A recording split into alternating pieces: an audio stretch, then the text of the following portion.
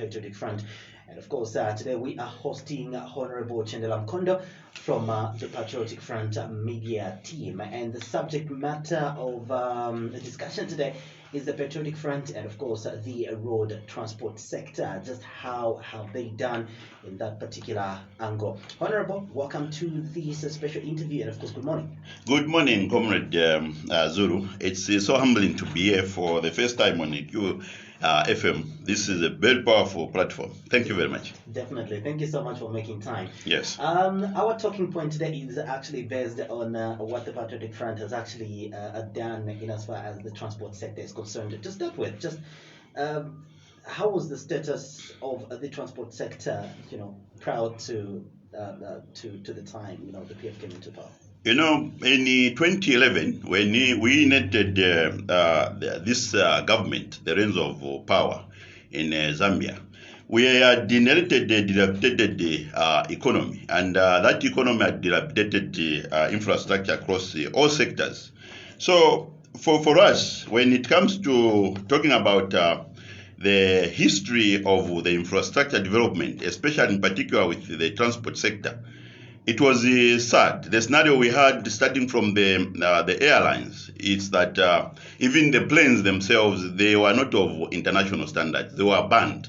We had inherited a transport sector and communication sector that was completely grounded to a halt. Just imagine, planes were not flying. Today, Zambian planes, they are able to go anywhere. We are not in that scenario of saying Zambian planes cannot go and touch anywhere, even in Europe or is it Dubai. But that's the situation that we had inherited. Now when we get to the infrastructure itself, we had roads which were dilapidated. In Lusaka here, it was a scenario which was like a war zone. It was like a war zone. It was pathetic. It was pathetic. So that's where we are coming from. And I remember very well there was even this song that we were using by Dandy Crazy. It settled well for us, and it helped us to speak the language because it went through across the political strata, and it spoke well with the people in compounds, spoke well with the people in villages, spoke well with the people in township, those in urban and rural areas to say so.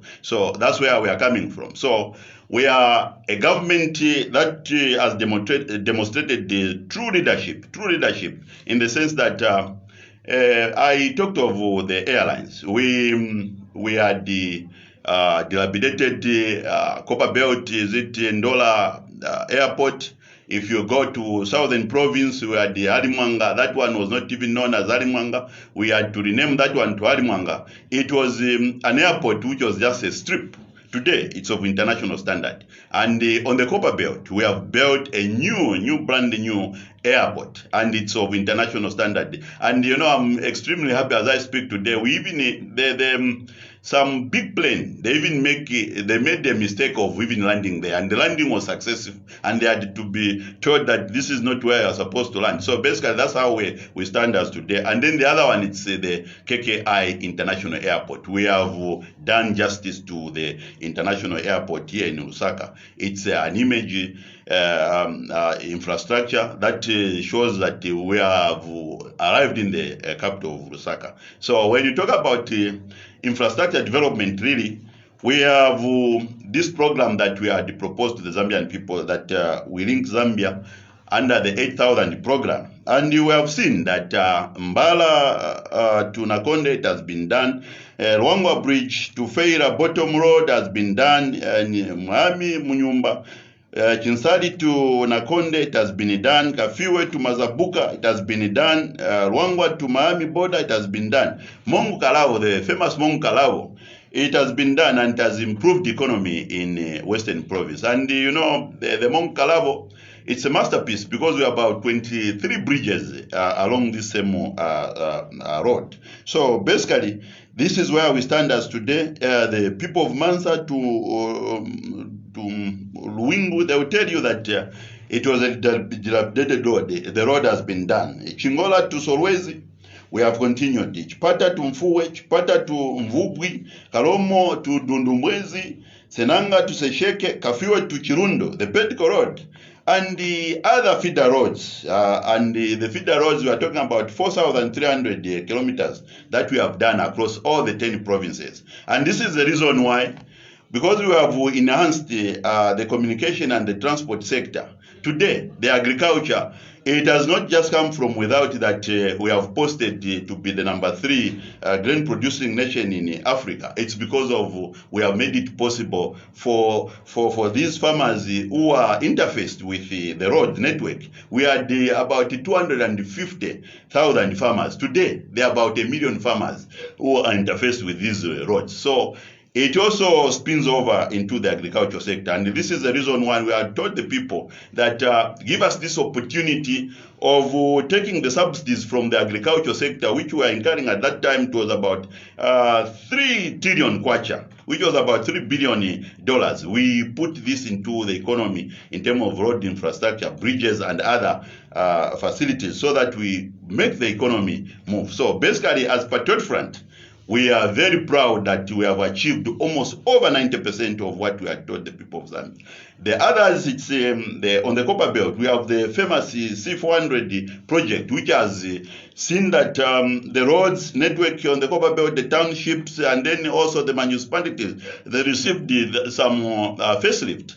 That has happened. A good example is Quito itself. Wow, the Quito of 2011 and the Quito of today, it's totally different. You go to Kalulushi. Kalulushi was almost becoming an abandoned city. Today, it has been revitalized, it has been given new energies. So it is even here in Lusaka. We have these 4 bridges which we have done under local government, the decongestion of Lusaka, which has spiced up Lusaka to be a capital city of Lusaka, and it's looking exceptionally well. So basically, this is where we stand as a Patriot Front. We are a government that has been committed from day one to where we are. These 10 years, it has been a year of adding infrastructure instead of subtracting. You know, our friends, the MMD, the 20 years of them, the first years they spent it dismantling the economy, dismantling the infrastructure. For us, these 10 years, it has been adding infrastructure and rebuilding Zambia. And this is the reason why we were proud, even when we were burying KK, we were proudly saying that we are recreating and following the footsteps of Dr. Kenneth Kaunda, and this is where we stand as a Patriotic Front. We are very happy that we have made Zambia once again a nation that is proud we can be proud to look at. Interesting. All right, so that is just our overview and of course the preamble to our conversation today.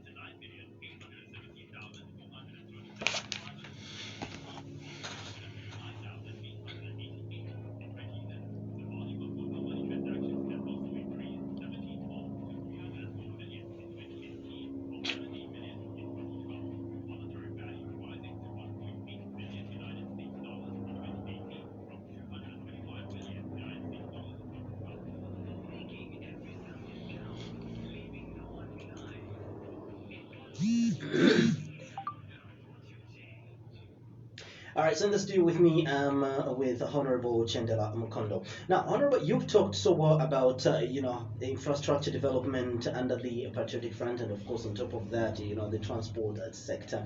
How does that really contribute to making the lives of Zambians better?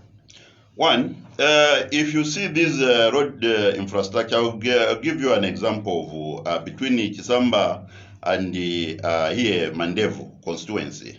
You know, by just expanding on this road network, you have seen what has mushroomed there. There are a lot of business houses. There are a lot of businesses that has come up. And this is just an example of what is happening in all these other roads. The other one, it's the Great East Road. Between Great East and Chongwe, you have seen what has happened. It has expanded. It has made business very effective, very efficient. And the big business houses that have come to build. We have Chinese that have come in. We have Indians that have come in. We have a lot of people from South Africa who has come in. So basically, when you open the economy, when you open these areas, I was just visiting Mongole, which is looking like part of Lusaka district as we stand today. But that is Chibombo. That is 10 miles. 10 miles of 2011 and 10 miles of today, it's totally different. It's a continuation of infrastructure, not only government infrastructure, but private infrastructure, because the business has been made conducive. Just imagine 10 years ago, where there was no road, it means that somebody wouldn't do business. Today, hardware shops that have been built, saloons have been elected, and then also barbershop. It means a lot. And those who are along the same roads, as I talked about, the interfacing. Last time we had about 250,000 farmers who are directly linked to the road network. Today, we are talking about 1 million, because these 6,500 kilometers that we have done across the nation, they have expanded the base of our people who are able to interface with the road network. So today, this is the reason why we're talking about the economy. This is a direct link. You put an infrastructure in Mongole, all those farmers, about close to about even 1,000 of them, they will be able to bring their product to Lusaka. They will be able to farm their inputs. They will be able to receive their farm inputs in time. So basically, that's how the road network works. And the other one, which I would want to talk under the same transport and communication, is that one of the communication towers. As we stand today, we are deposited almost 1,099 telecommunication masts, which has been done across the nation. You have seen now our youths today, they are supporting themselves. They have been enterprising among themselves in these booths. They are able to participate into the economy by making themselves available. The medias of communication, and then also of dispensing the cash, which is so much desperate needed across the nation. So basically, that's how we have made the economy, the wheels of the economy to support the youths, and then also the transaction itself. So on transaction basis, it means that we have made it possible for our people go to Sinazongwe today, will be able to access cash, and you'll be able to buy your inputs. If you have a problem, if you're in the transport sector, maybe you have a vehicle, a breakdown, you will be able to WhatsApp what part you would need to replace, so that at the end of the day, the economy, the wheels of the economy continues. So basically, us as the Patriot Front, that's what we have always believed in, that once you make the economy have this interlinking and accessibility, it will make it possible for everyone to continue surviving. And this is the reason why today we have people who are coming from all the 80 countries, our neighbors, starting from Malawi. They are able to come through Vubwi, their Miami border. They are able to come into Chipata and then come to the capital here, Lusaka. It's because of the Red Network. They know that we are able to access Lusaka. Within hours, we'll be back in Malawi. The Zimbabwean, it's the same. They are able to access through Chirundu. Within hours, within 2 hours, they'll be in Lusaka, and then they'll leave Forex here. They go back to their nations. The people who are deprived, the Botswana, they are coming today. You go to this bus station, the international terminus, you will find that the Botswanas, they are here in numbers, and they are buying a lot of bulk stocks from here, Lusaka, and they are transporting it to their country, Botswana, which was not happening. Why? It's because of they know that there is Kazungula border, is it flyover bridge, that one, which has linked them to their country there. So basically, that's where we stand as Zambia when it comes to economy. These are economical infrastructure. The other one, which has added a lot of value when it comes to this infrastructure, radio network, it's the coming in of the toll gates. We were, all of us, proposing to the previous government, we can make these roads self-sustainable. We can make this economy have extra cash by putting the toll gates. And this is what we have done. We had a lot of foreign trucks which were just passing through, going to Tanzania, going to Congo, going to Malawi, going in between nations, using Zambia as a conduit. Today, we are able to levy a lot of money, and this money is being pumped back to our economy. And this is the reason why we, in our manifesto, we are even saying that because we have made a lot of money, we are thinking even to make the pay-as-you-earn to be just one band. And then the other one is that we are even proposing the road tax to be dropped by 2021, is it 2022, so that at the end of the day, the Zambian people can have more money in their pocket. So that is what it means to open up the economy. That's what it means to add value to the pockets of our people. If you look at our people on the ground, the bus and the taxi drivers, where we are coming from as the Patriot Front, these are people today who are able to trade freely, who are able to transport goods between towns, between townships, because today they are not having that problem of frequently replacing shock absorbers, tyrolidines, and then other, I cannot just say the suspension, which we had previous as the major problem. Today, you go into different localities, we are able to say that we promise you, the Zambian people, the people of Kanyama, the people of Mrs. there, Kuku, that we are going to bring back dignity.